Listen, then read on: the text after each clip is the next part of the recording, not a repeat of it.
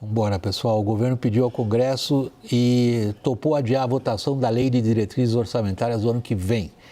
Enquanto isso, o Planalto faz um pente fino, pelo menos é o nome da coisa, em cargos indicados por partidos da base, para chamar eles de alguma coisa, né? Partidos da base, que são considerados, para chamar de alguma coisa, infiéis. Reportagem Luciana Amaral. O Planalto conseguiu mais 24 horas para avaliar os impactos da derrubada da MP 1303 no orçamento do ano que vem. A decisão do Congresso de deixar vencer a medida provisória que aumentava os tributos de aplicações financeiras criou um buraco de 17 bilhões de reais no orçamento de 2026. Ao mesmo tempo, a avaliação de parlamentares ligados ao Planalto é de que a disputa eleitoral do ano que vem já contaminou a discussão e de que é preciso proteger o orçamento na tramitação do texto. O presidente da Comissão Mista de Orçamento, senador Efraim Filho, aceitou adiar a votação, mas reclamou da ofensiva dos governistas.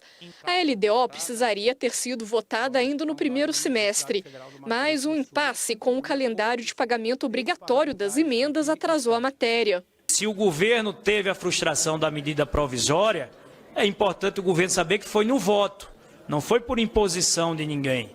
É um desejo do Congresso, que representa a sociedade, de dar um recado claro. Na Comissão de Assuntos Econômicos do Senado, o ministro da Fazenda, Fernando Haddad, retomou as críticas ao Legislativo, destacando o impacto fiscal do recuo sobre a MP da semana passada.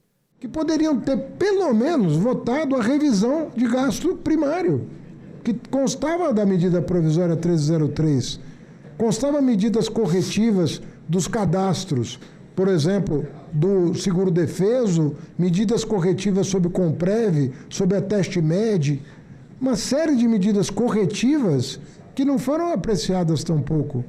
Depois da derrota, o governo decidiu retaliar parlamentares infiéis da base. A estratégia inclui a exoneração de diretores de estatais que chegaram ao cargo por indicação das lideranças partidárias. A expectativa é de que agora essas indicações premiem os deputados e senadores que realmente entregam votos no plenário. A Caixa Econômica Federal é um dos principais ativos dessa disputa. 2 dos dirigentes ligados ao Centrão já deixaram a empresa nos últimos dias. O deputado Arthur Lira entrou em campo para tentar frear o expurgo. Ele é o responsável pela indicação do presidente do banco, Carlos Vieira, e argumentou à ministra de Relações Institucionais, Gleisi Hoffmann, que ainda há solução para a relação entre o governo e os parlamentares que adotam uma postura ambígua na base aliada.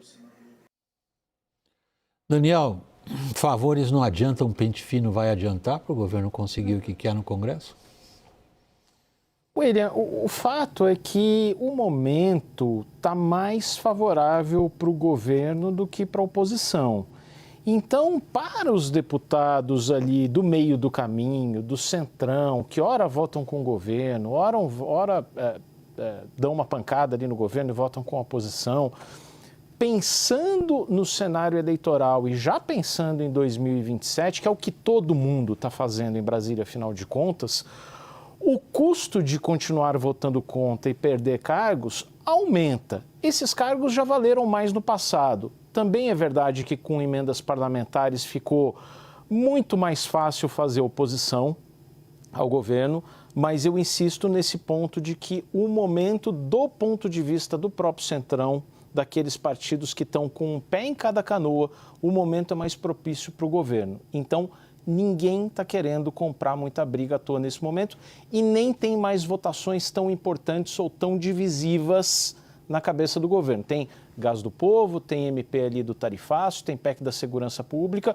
O difícil vai ser achar o dinheiro para esse rombo ali da não votação do MP 1303, mas menos votações divisivas. Nós estamos nessa questão, Caio, tentar estabelecer qual é, afinal de contas, a eficácia dessa arma, o pente fino, que a gente está usando como analogia para vou demitir você que não votou para mim. William, eficácia do ponto de vista legislativo, da agenda econômica, das pautas no Congresso? Não, política. Prática, não, eu já te respondendo. A eficácia do ponto de vista da relação com o Congresso, pouca, quase nenhuma. E a eficácia do ponto de vista eleitoral para 2026, sim, aí tem alguma eficácia. O governo não está mirando o Congresso, o governo está mirando montar time para 2026. E como ele fazendo isso? Tirando os infiéis e colocando arregimentando possíveis nomes para estar com ele na campanha da reeleição. Por quê? Porque não é o cargo, esses tipos de cargo que estão sendo substituídos, que fazem a vida de um deputado.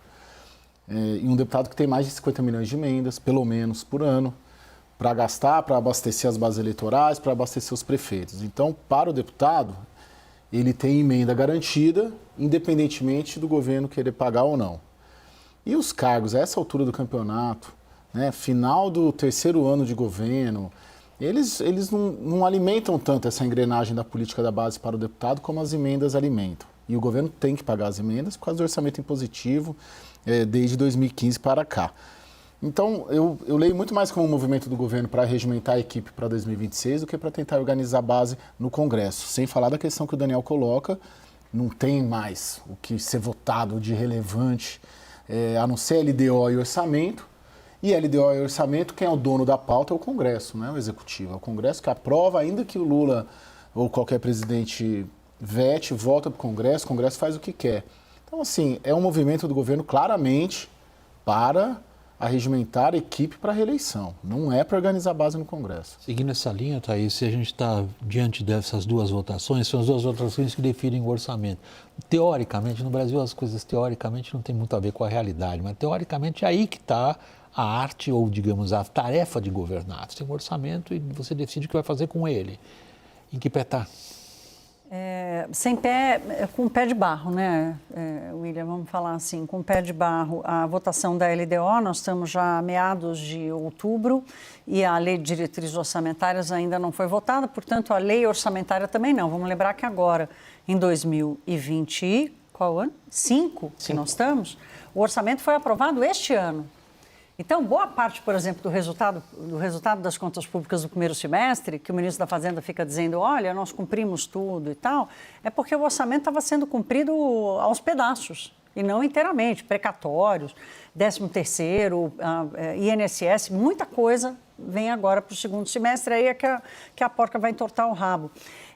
O que vai ser importante mesmo é a gente perceber o compromisso do Haddad com a armadilha que ele mesmo está criando para ele, já que eles querem ser reeleitos e querem governar em 2027, em abril do ano que vem, quando o governo tiver que apresentar a LDO de 2027, porque 2026, como você mesmo disse, William, teoricamente vai aparecer alguma solução ali.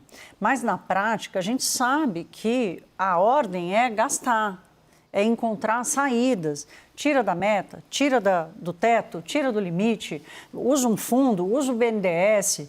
Essa é a ordem do presidente Lula para se reeleger. Então, o que vai acontecer na LDO do ano que vem, na Pilô do ano que vem, não interessa.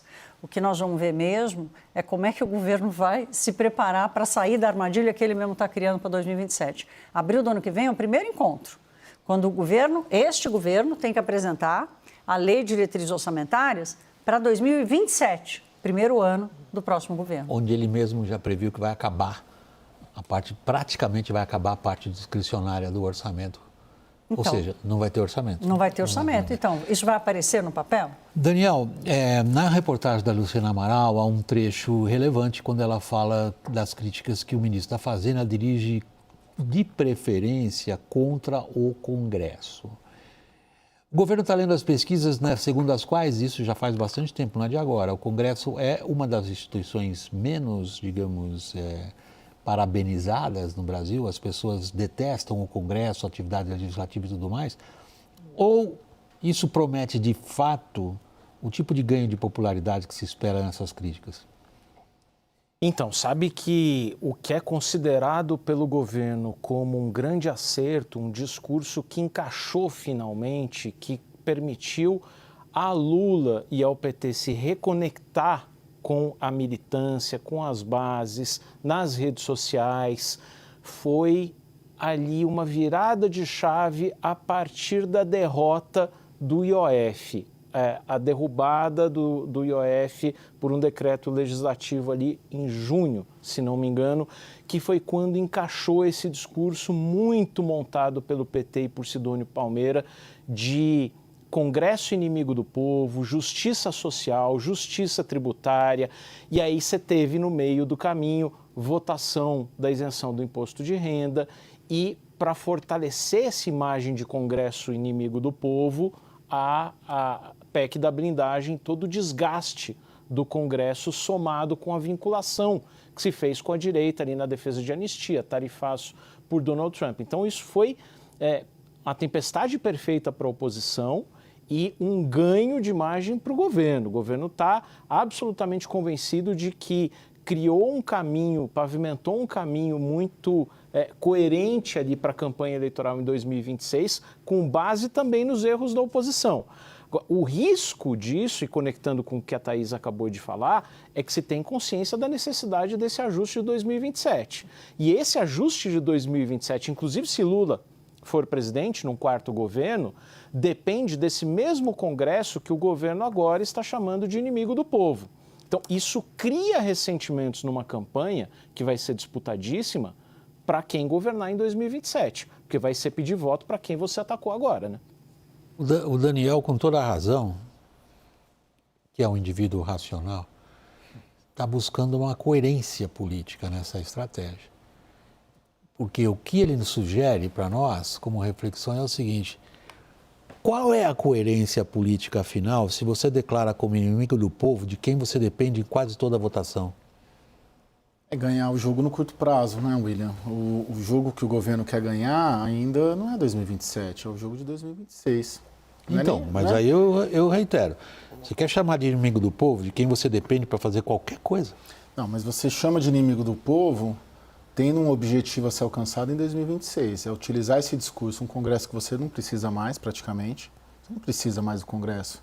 Vai precisar agora para aprovar, talvez, o ministro do Supremo, que o Congresso tem um nome, né, que é o Rodrigo Pacheco. O PT tem outro nome, que é o Jorge Messias. Acho que é essa que vai ser a grande agenda para o governo. Então, o governo pode adotar um discurso contra o Congresso para se reeleger em 2026. Aliás, já está fazendo isso. E, aliás, não é de hoje, é desde o IOF. E olhando o resultado da pesquisa, está dando certo, né? Junto com outros fatores, que é a diminuição da inflação, a ausência de adversários, né? Na direita não tem um candidato. Agora, ele mira o curto prazo e o médio prazo, outubro de 26. Então, eu vou com esse discurso até lá. 2027, deixa para resolver em 2027.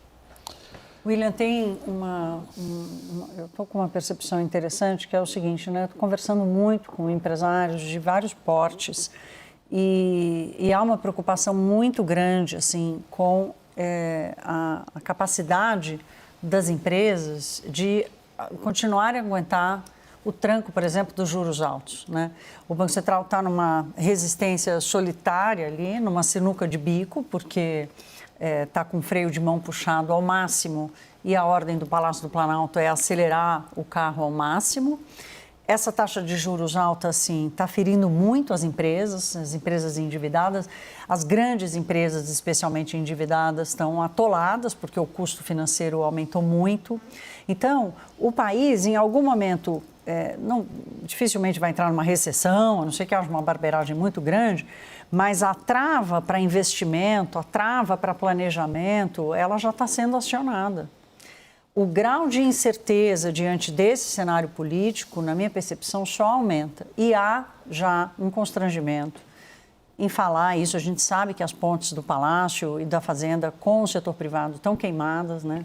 Tem ali interlocutores do Partido dos Trabalhadores buscando os empresários, tentando refazer de alguma forma essa ponte, mas, assim, no meio empresarial há uma incerteza muito grande e um receio de sufocamento, assim, diante de um aperto da economia brasileira. Agora, essa operação Trump acabou liderada até pelo Alckmin, mas também, né, pelo menos até agora, bem sucedida. Vamos ver como vai ser o encontro do Mauro Vieira com o Marco Rubio, vamos ver se vai ter um encontro Lula-Trump, vamos ver se vai ter revisão do tarifaço, mas ela não serviu para reaproximar o setor privado do governo.